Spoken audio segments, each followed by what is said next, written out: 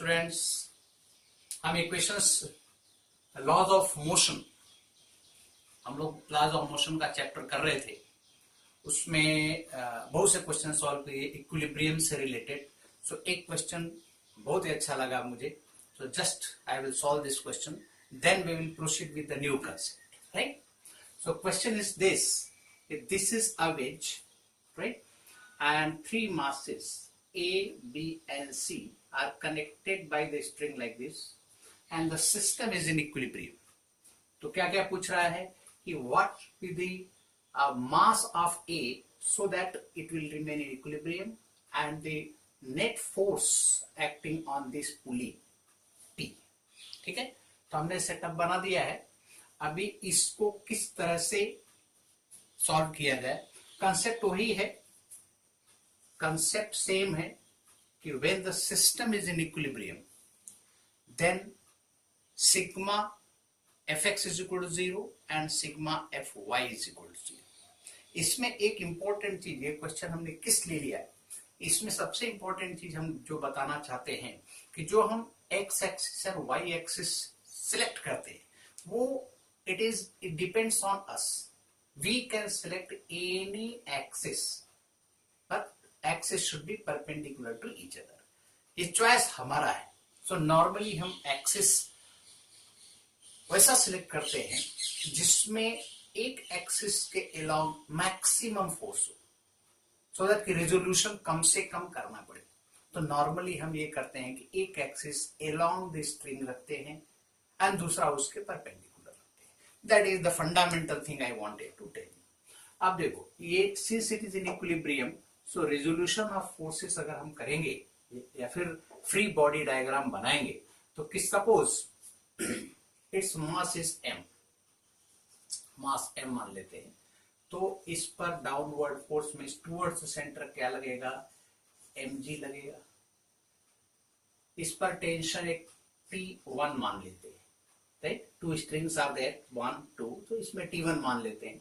तो इस डायरेक्शन में भी T1 लगेगा, इस डायरेक्शन में इस पर T1 लगेगा, away from the contact, right, here contact is there, so this will also be T1। अब इस स्ट्रिंग के लिए इस पर हम मान लेते हैं ये T2 लगता है, इस कॉन्टैक्ट पर T2 इधर लगेगा, यहाँ पर T2 लगेगा और इस डायरेक्शन में T2 लगेगा। इस तरह से टेंशंस लगेंगे on these masses. So FBD of A अगर हम देखें, राइट, FBD ऑफ A, इस पर दो फोर्सेस एक्ट कर रहे हैं और सिस्टम इक्विलिब्रियम में है। सो इस तरह से हम बनाएंगे। अगर ये ए ले लिया, so point mass, so mg will act downward and this tension that is T1 is acting upward. तो इक्विलिब्रियम में है कि सिग्मा fy, y डायरेक्शन है, ये हमने एक्सिस लिया नहीं कि only two forces are acting. System equilibrium में है तो both forces are in opposite direction, so both should be equal, therefore T1 should be equal to mg, a direct relation। अभी कहीं कहीं FBD बनाने की जरूरत नहीं भी पड़ती है, इक्विवेलेंट फोर्सेस है, इक्विलिब्रियम में है, तो ऑब्वियसली ये दिखता भी है कि opposite forces must be equal. एक पार्ट ये हो गया। अब हम FBD या B बनाएंगे, right, FBD of B, B का FBD बनाना है। उसके पहले बी पर क्या फोर्सेस लग रहे हैं हम देख लेते हैं। सो यहां पर देखा जाए तो एक इसका वेट 2 kg है, तो इसका 2g वेट डाउनवर्ड एक्ट करेगा, ठीक है। अब इसको हम दो परपेंडिकुलर डायरेक्शंस में रिजॉल्व करते हैं। अभी नॉर्मली जैसा हमने बताया कि जो एक्सिस सेलेक्ट करते हैं वो मैक्सिमम फोर्सेस जिस डायरेक्शन में, उसमें उधर साइड को एक एक्सिस ले लेते हैं। तो नॉर्मली ऐसे केसेस में स्ट्रिंग के अलोंग, राइट, स्ट्रिंग के अलोंग एक एक्सिस लेते हैं, उसके परपेंडिकुलर डायरेक्शन में दूसरा एक्सिस ले लेते हैं। तो हम इसके परपेंडिकुलर डायरेक्शंस में इसको रिजॉल्व करते हैं, एक इस डायरेक्शन में और दूसरा इसके परपेंडिकुलर डायरेक्शन में, राइट। सो एक अलोंग द स्ट्रिंग हो जाता है, एक परपेंडिकुलर टू द स्ट्रिंग हो जाता है। So this is 30 degree, so this angle will be how much, 60 degree, so this will also be 30 degree। अब इसको रिजॉल्व करेंगे तो इसको क्या लिखेंगे, 2g cos 30 डिग्री इस डायरेक्शन में। इस डायरेक्शन में क्या हो जाएगा, ये फोर्स क्या हो जाएगा 2g sin 30 इस डायरेक्शन, और इसके ऊपर एक नॉर्मल फोर्स लगेगा दैट इज n। सो अब इक्विलिब्रियम कंडीशन देखेंगे, इस पर कौन कौन से फोर्स लग रहे हैं। तो ये देखो, एक force T1 in this direction, this is T1, इधर T2 लग रहा है और 2g sin 30 दोनों लग रहा है उसके अपोजिट में। सो अपोजिट डायरेक्शन में हमने ले लिया टू फोर्सेस, एक है T2, एक है T2 और दूसरा कौन सा है 2g sin 30, 2g sin 30 degree इस डायरेक्शन में, 2g cos 30 इधर, नॉर्मल फोर्स उधर एक्ट कर रहा है।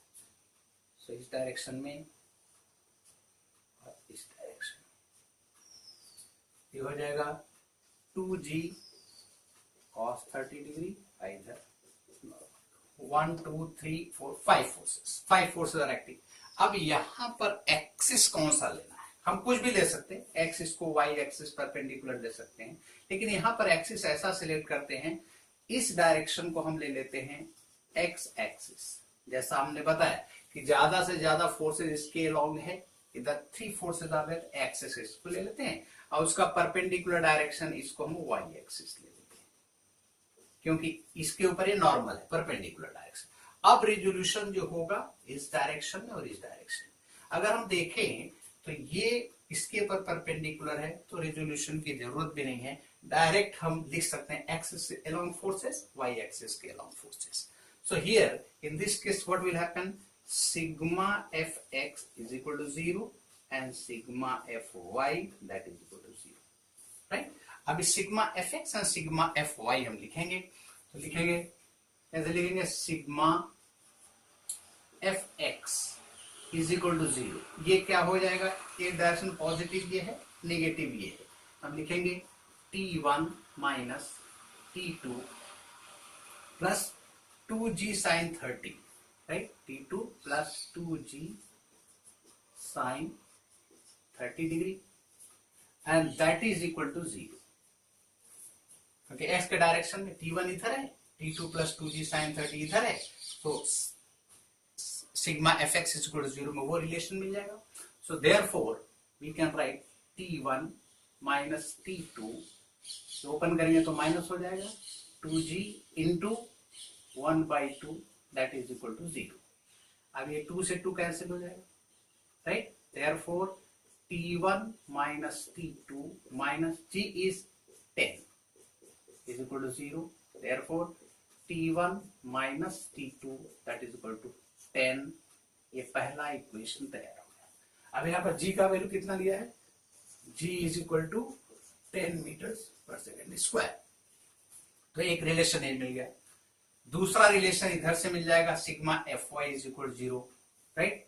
सो sigma fy is equal to 0 implies n is equal to 2g cos 30 degree, that is equal to 2 into 10 into cos 30 root 3/2। so 2 से 2 cancel हो जाएगा, that is 10 root 3 Newton।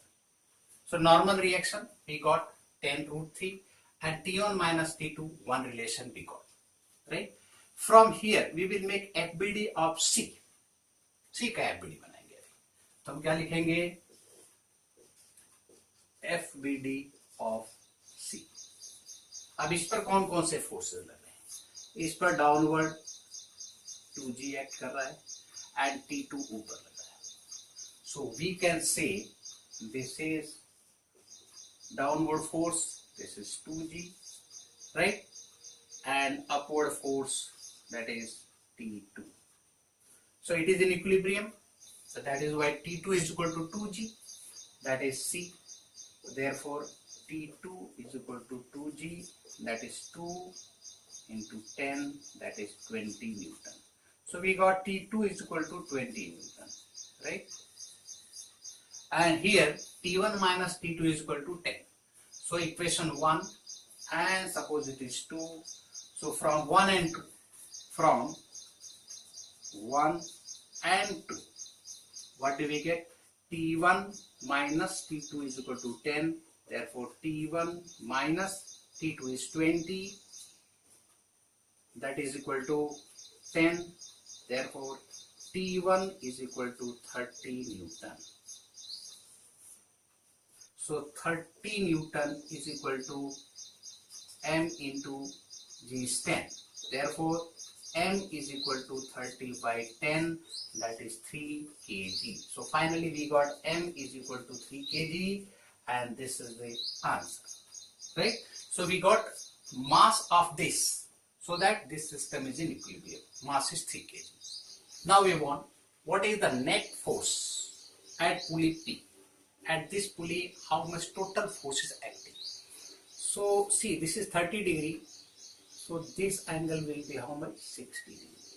Means these two forces are acting and these two forces are acting at an angle of 60 degree. So net force will be resultant of these two, isn't it? So I will make a vector diagram of this situation.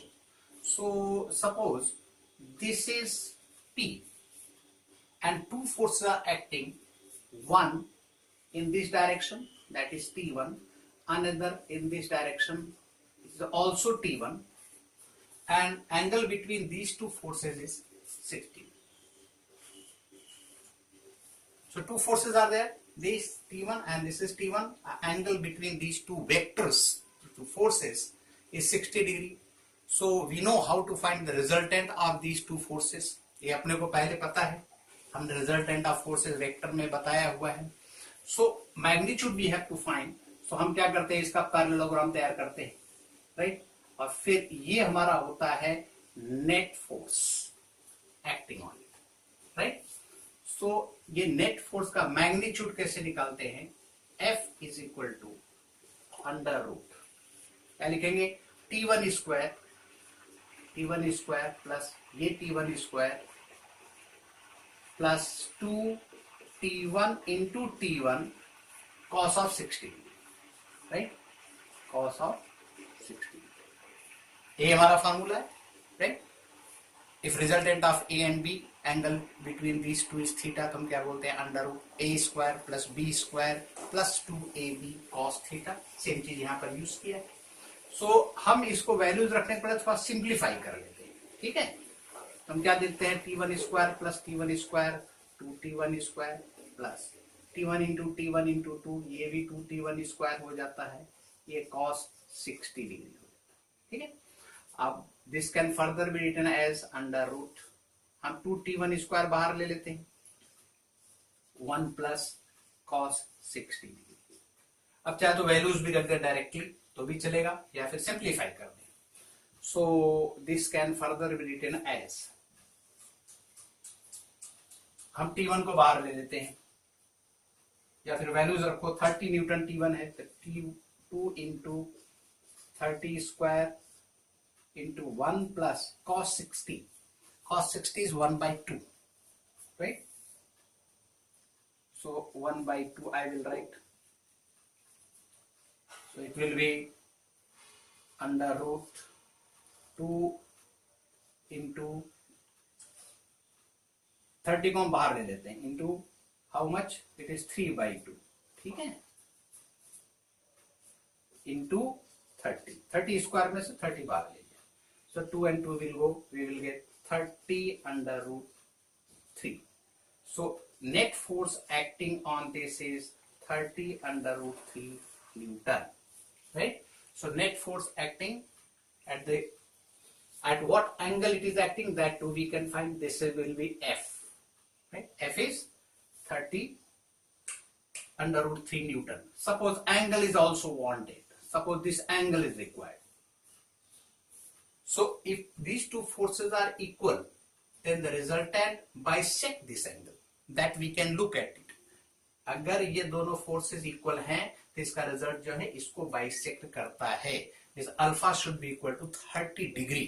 वो कैसे होगा? देखो, ये formula आपने को पता है, tan alpha is equal to In this case T1 sin 60 degree upon T1 plus T1 cos 60 degree. तो ये formula T1 is how much? 30. तो 30 into root 3 by 2 upon 30 plus 30 cos 60 degree. ठीक है. So this will go 15 times. हम लिखेंगे 15 root 3 upon 30 plus 30 into 1 by 2. Cos 60 is 1 by 2. So ये 15 times cut जाता है, तो we will get 15 root 3 upon 45. So ये 3 times जाता है, so we will get 1 upon root 3. So tan alpha is equal to 1 upon root 3 is equal to tan 30 degree, right? Is equal to tan 30 degree. Therefore alpha is equal to 30 degree. Even though it was not required, फिर भी हमने आपको इसलिए बताया कि अगर ये दो फोर्सेस बराबर हैं तो उसका रिजल्टेंट जो है इसका एंगल बाइसेक्टर होता है, means alpha is 30 degree. Concept clear हो गया. सो अभी तक हम लोगों ने जो प्रॉब्लम सॉल्व किए वो किसके थे? When the system was in equilibrium, means net force F net was equal to 0. F net को हम क्या बोलते हैं? सिग्मा एफ एक्स एक्स के direction, sigma F y y के डायरेक्शन में, both are equal to 0. So इसको बोलते हैं F net. F net was 0 and equilibrium condition में जो सिस्टम था उसके ऊपर हमने बात की. When F net is not equal to 0 means there will be acceleration according to Newton second law. हम कुछ प्रॉब्लम एक्सेलरेशन से रिलेटेड भी अभी सॉल्व करेंगे. ठीक है. Question number 2 I have taken till now. जैसा हमने बताया इक्विलिब्रियम कंडीशन था, यहां पर this is moving with acceleration A. So हमको क्या फाइंड आउट करना है? What is the acceleration and normal reaction between the surfaces. इस कांटेक्ट है, इसमें एक नॉर्मल रिएक्शन, ये नॉर्मल रिएक्शन, ये दोनों अपने को फाइंड आउट करना है, right? Suppose by force this is n is acting on this also, so we have to find n as well as the acceleration in the objects. अब देखा जाए ये दोनों masses 3 kg and 2 kg, it is A and it is B, right? इस पर एक horizontal force लग रहा है 20 न्यूटन का, and both are kept on the surface which is smooth. Means frictional force is 0. Friction concept हम बाद में बताएंगे, but there is no friction as such. The opposing force due to this ground is not there. So एक force लगने के बाद इसमें कुछ एक्सेलरेशन आएगा, वो एक्सेलरेशन फाइंड आउट करना है. Two surfaces are in contact, so contact force जो होगा इसके बीच में नॉर्मल, ये फाइंड आउट करना what is A and what is N. So अब देखा जाए तो हम इसमें नॉर्मल कोर्स में इसका एफबीडी और इसका एफबीडी बनाएंगे, और since it is accelerated so net force on this is not equal to 0, net force on this is also not equal to 0. Both are moving with the same acceleration. ठीक है. सो अभी suppose ये contact में तो ये force इधर लग रहा है, तो हम बनाएंगे एफबीडी ऑफ ए. अब एफबीडी आप देखो एक्सेलरेशन इस डायरेक्शन में है, it means net force acting in this direction. तो अभी इसमें केसेस ऐसे लेते हैं जिस डायरेक्शन में एक्सेलरेशन रहता है वही फोर्सेस कंसीडर करते हैं. अपोजिट डायरेक्शन में फोर्स देने से कोई मतलब है नहीं, क्योंकि अपने को इस डायरेक्शन में नॉर्मल रिएक्शन चाहिए और इसी डायरेक्शन में एक्सेलरेशन चाहिए. ठीक है. तो फिर भी एफबीडी हम बनाते हैं इसका. सो एफबीडी ऑफ ए, सो इसके ऊपर कौन कौन से फोर्सेस एक्ट कर रहे हैं? एक downward force means towards the centre, that is 3g act कर रहा है, और इसके ऊपर एक रिएक्शन फोर्स लग रहा है n1, राइट? दूसरा फोर्स ऑलरेडी हमने बनाया है, n इधर और f इधर लग रहा है. इसके ऊपर एक डाउनवर्ड फोर्स कितना लग रहा है? 2g and upward force that is n2, that is reaction due to this surface. हम जब डाउनवर्ड बोलते हैं तो डाउनवर्ड का मतलब होता है towards the centre of the earth. यदि ग्रेविटेशनल पुल है तो gravitational pull is always towards centre of. इसके आगे हम डाउनवर्ड बोलेंगे, लेकिन उसका मीनिंग ये है कि towards the centre of the अर्थ. ठीक है. सो n2 is acting in this direction. अगर ए का एफबीडी बनाएंगे तो देखो 3g is acting downward, this is N1, normal force between these two surfaces in contact, that is N, and इस direction में कितना लग रहा है 20 न्यूटन। और ये सिस्टम जो है ये एक्सेलरेटेड किधर है, इस डायरेक्शन में। अब देखो एक्सेलरेशन इस डायरेक्शन में कुछ भी नहीं है, ठीक है, तो इसका मतलब these two forces are balancing each other, neutralise कर रहे हैं। So net sigma in this case, अगर हम इसको एक्स एक्सिस मान लेते हैं और इसको हम वाई एक्सिस मान लेते हैं, तो sigma F y that is equal to 0 in this case, क्योंकि एफ डायरेक्शन में कोई मोशन नहीं है, कोई मूवमेंट नहीं है। So it is equilibrium in y direction, ऐसा हम बोल सकते हैं कि वाई डायरेक्शन में it is in equilibrium, x direction में इक्विलिब्रियम में नहीं है क्योंकि it has got some acceleration, ठीक है। तो यहां बोल सकते हैं कि sigma F x is not equal to 0, right. So F y is equal to 0 है, तो इसके बारे में ये लिखे भी नहीं तो भी चलता है, हम सिर्फ एक्स के डायरेक्शन बात करेंगे क्योंकि अपने को एन और ए चाहिए, तो जो भी है इसी डायरेक्शन में है। तो हम नेट फोर्स निकालेंगे कि F x not equal to 0 means it has got some net force in x direction. So acceleration इस डायरेक्शन में, तो ये वाला जो फोर्स है that will be positive and this force will be negative, क्योंकि एक्सेलरेशन इस डायरेक्शन में।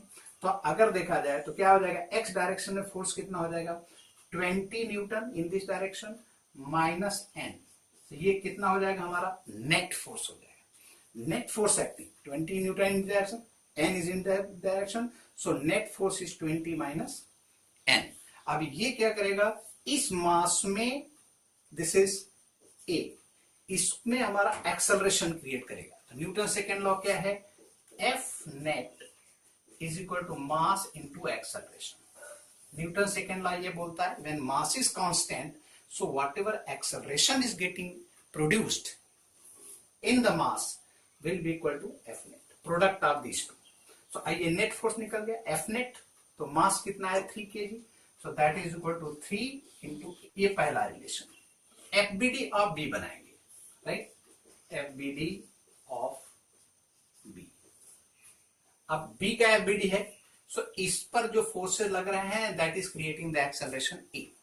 तो क्या बोलेंगे हम, यहां पर बी पर कौन सा फोर्स लग रहा है, इस डायरेक्शन में एन लग रहा है, so this is an.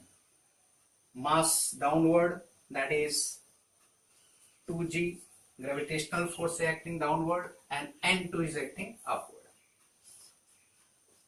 N2। अभी इस पर देखा जाए कि यहां पर अगेन वर्टिकल डायरेक्शन में y के डायरेक्शन में कोई मोशन नहीं है, मीन्स सिग्मा एफ वाई 0, जैसा इस केस में था वही केस इधर है। तो ये हम कंसीडर नहीं करें क्योंकि एक्सेलरेशन इस डायरेक्शन में है, right, acceleration is also in this direction. तो अब क्या देख रहे हैं हम, इस पर एक ही फोर्स ऐसा है, right, in this direction which is creating acceleration. तो हम क्या बोलेंगे, एन नेट फोर्स क्या हो गया, N is equal to mass of B is how much 2 kg, so 2 into a, this n is equal to 2 into a according to Newton's second law. That's a net force is equal to mass into acceleration. So this is equation number 2, right? Therefore from 1 and 2, 20 minus n is 2a is equal to 3, and this implies 5a is equal to 20, therefore a is equal to 4 meters per second square। मतलब इसमें acceleration कितना आ गया, 4 meters per second square का acceleration आ गया। अभी n निकालना है, therefore n is equal to 2 into 4 that is 8 Newton. तो n का वैल्यू कितना आ गया, that is 8 न्यूटन, क्योंकि this equation I used 2 into 4 that is 8 Newton. सो दोनों चीजें इसमें मिल गई अपने को, एक्सेलरेशन मिल गया and normal reaction between this two masses. So ये कंसेप्ट हम यूज करेंगे because most basic simple question हमने लिया है, और डिफिकल्ट क्वेश्चन वेरियस तरह के हम ले लेंगे। और इसको सॉल्व करने का दूसरा एक तरीका, नेट एक्सेलरेशन निकालने का एक दूसरा तरीका है, that is called the system. अब थोड़ा सा सिस्टम के बारे में बात कर लेंगे और उससे एक्सेलरेशन कैसे निकालते हैं बता देते हैं। So I will tell you what the system is. System किसको बोलते हैं? सिस्टम का एप्लीकेशन आगे हम करेंगे और समझा भी देंगे।